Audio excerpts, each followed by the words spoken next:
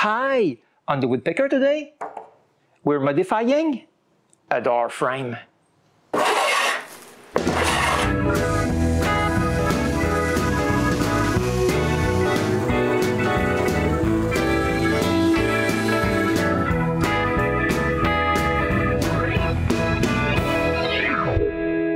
A former colleague got his hands on this door.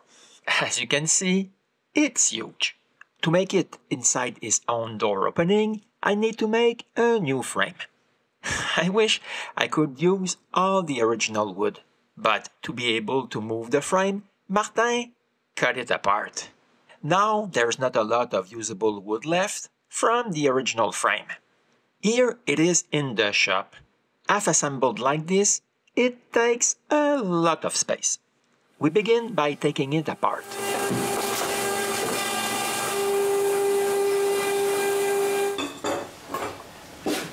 Even if it's all in pieces, trust me, it's still heavy.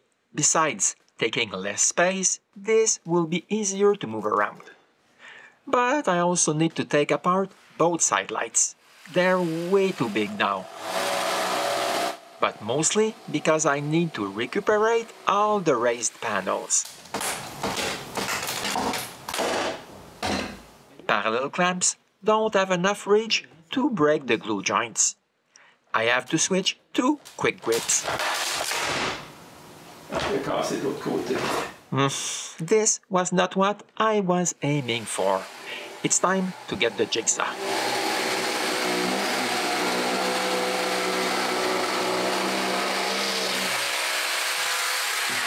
Now that one side is gone, I need to take care of the rails. All this to get to the raised panels.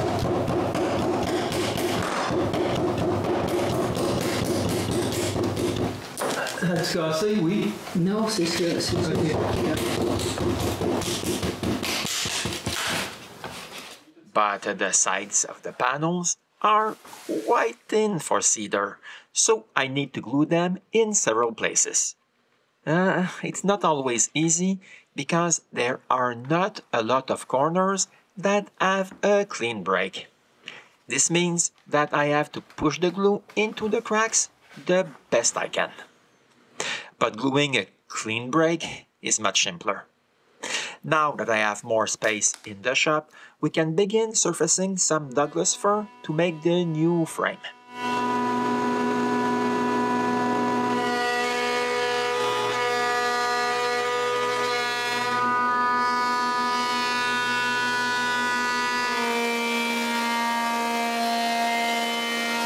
I can rip the surfaced planks to make some strips for the side lights styles.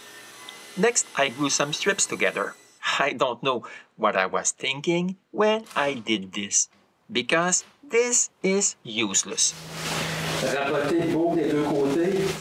I even ripped the big glue up to the width of the styles. But again, this was useless in the end.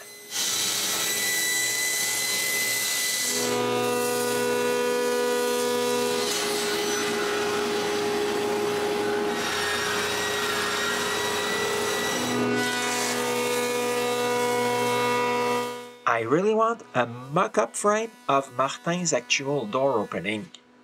For this, I need to move one of my dust filters. Where the filter was, I lay a 2x8 and cut some more to make the opening.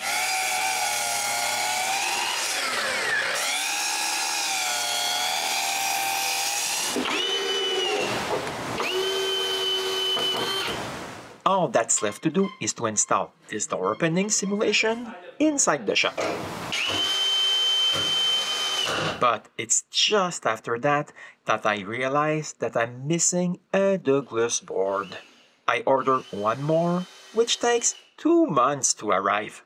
So from October 8 to April 24, we didn't work on the door frame. During those 6 months, I was unable to use my main workbench. But I finally did get the missing board. We need to surface it.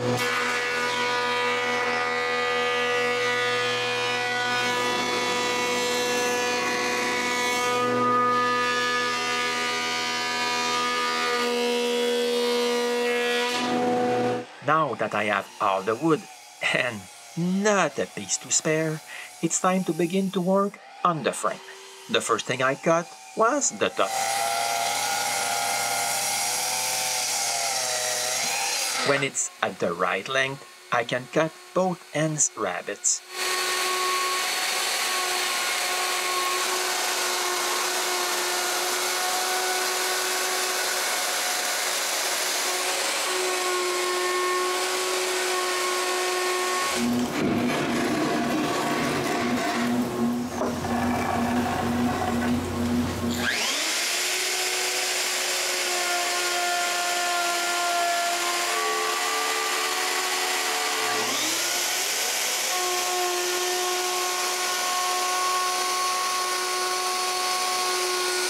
Next come both sides.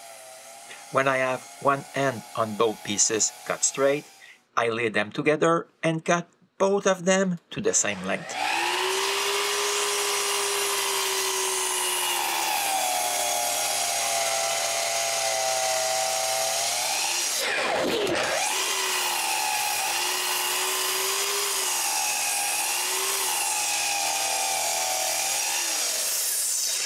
Before going any further, we try this in place. I even put some shims to be sure this will fit. Now I'm ready to cut some dados for the piece that will be just above the door. After tracing where the dados will be, I clamp a guide in place, parallel to my mark, and cut both dados at the same time.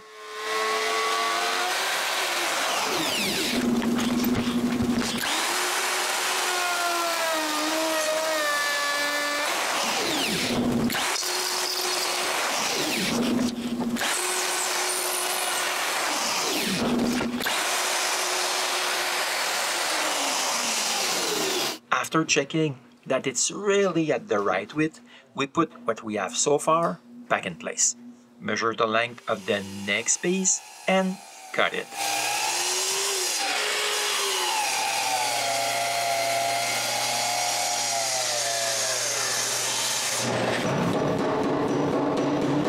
We try this again, and since it's a success, it's time to cut more dados. But this time, on the last piece, we've just cut.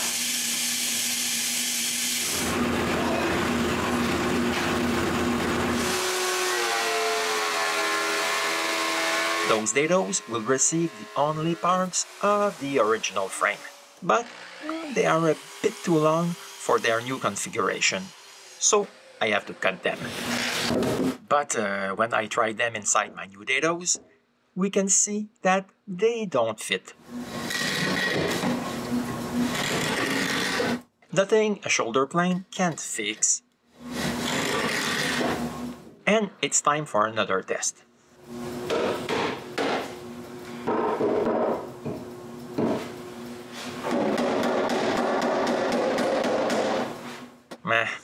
I can see that I didn't cut enough of the original frame. Lucky for me, this is quite easy to fix.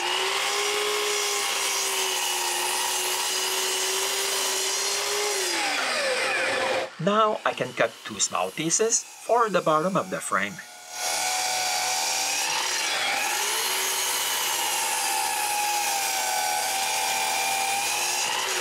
And another quick test before going any further. But this is when I realized that one side is cracked. I fixed this right away. Now that I'm satisfied with all the pieces, it's time to rip every piece to the same width.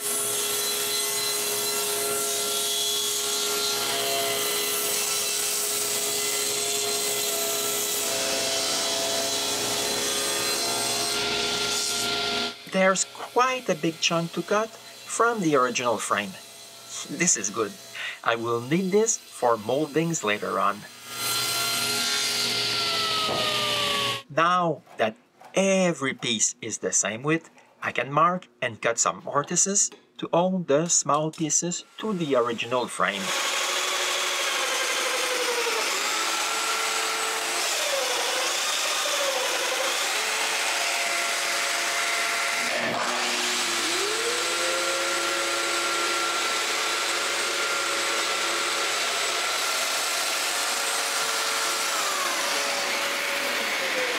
I'm done, I put them in place, and it's time to screw all of this together.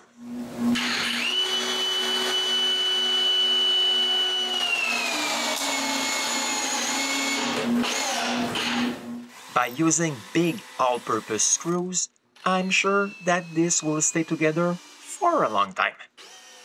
I also know that I will have to take this apart several times. With those screws, it will be easier.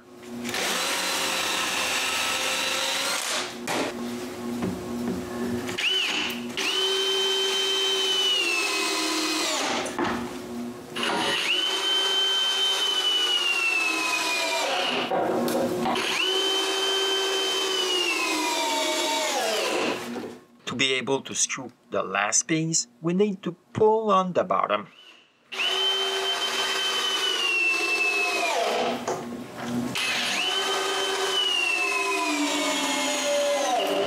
Now that everything is screwed, we can put the frame in its temporary opening. One thing I can say is that without Renée, I wouldn't be able to put that in place by myself, and I'm happy that it will be easy to dismantle to bring it to its final destination. After making sure the frame won't move, we eat our spinach and put the door in place to test it. This doesn't look like it, but this door is quite heavy. Renée can barely lift her side. But when the door is close enough, I screw its hinges and we can see how this will look like.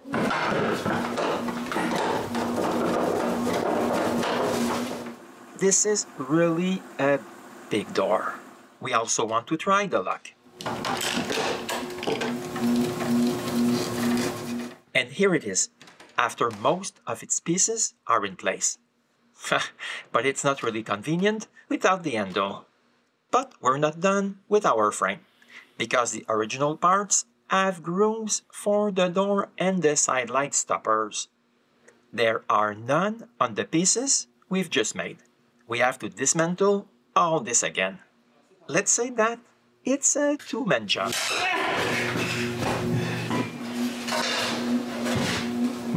It's now time to make some grooves.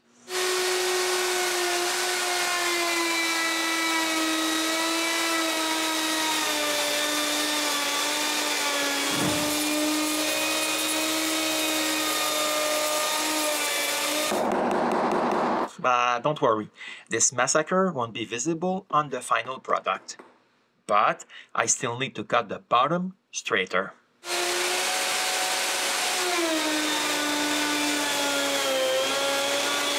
I've also got to add more grooves to the top piece.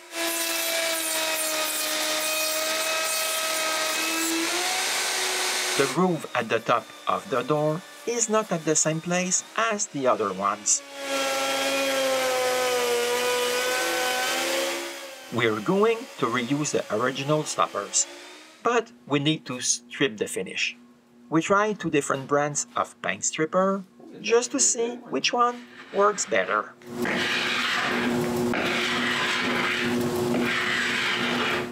I don't use this often, just because this is not the nicest thing to use. Lucky for me that Renée was there to help me every single day, because stripping the paint off of this would have taken way more time.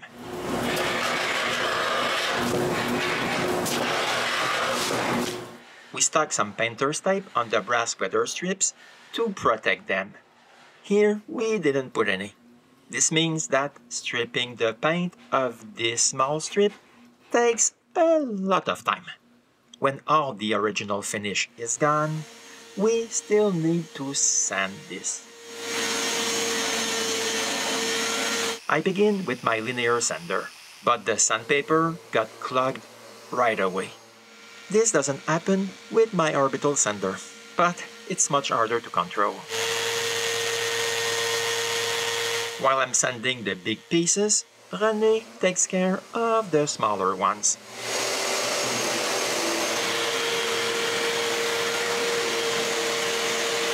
This is a groove that was made for a burglar alarm. I'm going to fill this with epoxy.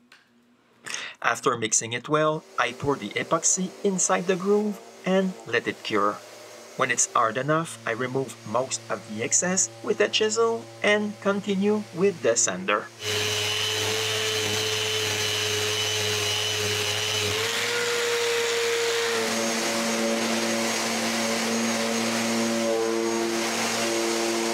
Eventually, all the stripped parts are sanded.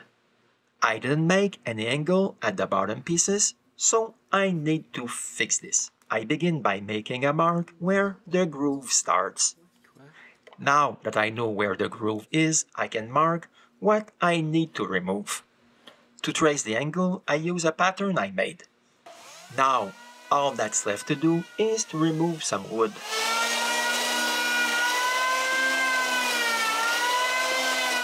I remove most of the wood with the electric plane.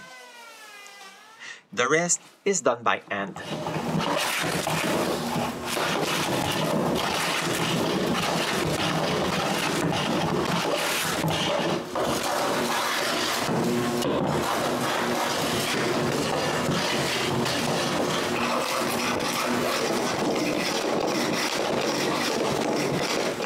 When I'm happy with it, I sand this. Now we need to reassemble it all over again. And this is when I realize that the end of the groove is not cut at an angle. We bring it back to the workbench and I fix this.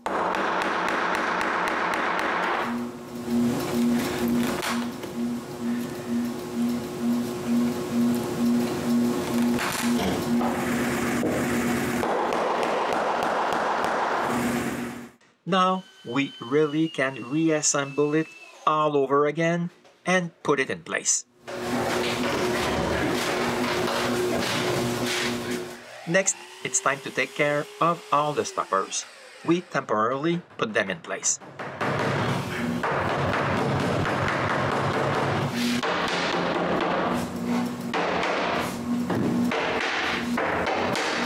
But we're missing this piece of wood. This is not a big deal because I have this piece. All I need to do is to cut it.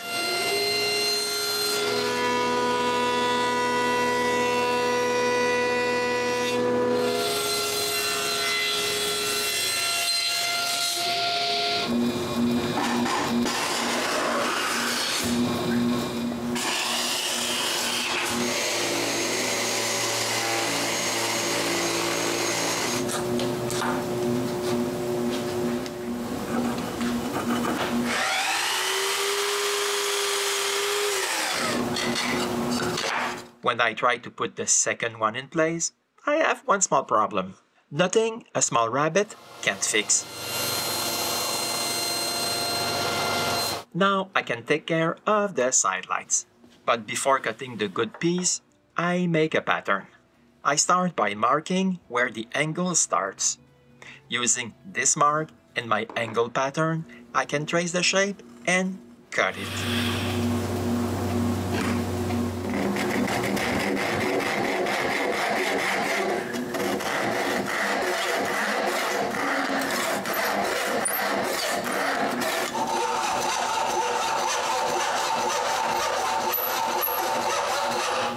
After checking that it's perfect in all the grooves, I can use it to trace on the real stoppers and cut them.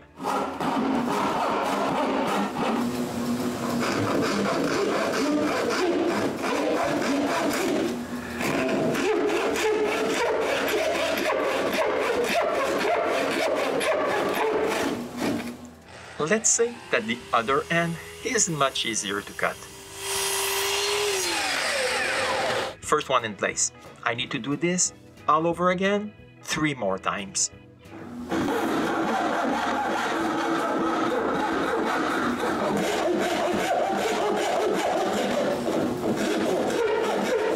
Finally, I have all the side lights, stoppers. All that's missing are the side lights themselves. But this is what you will see in the next episode of the woodpecker.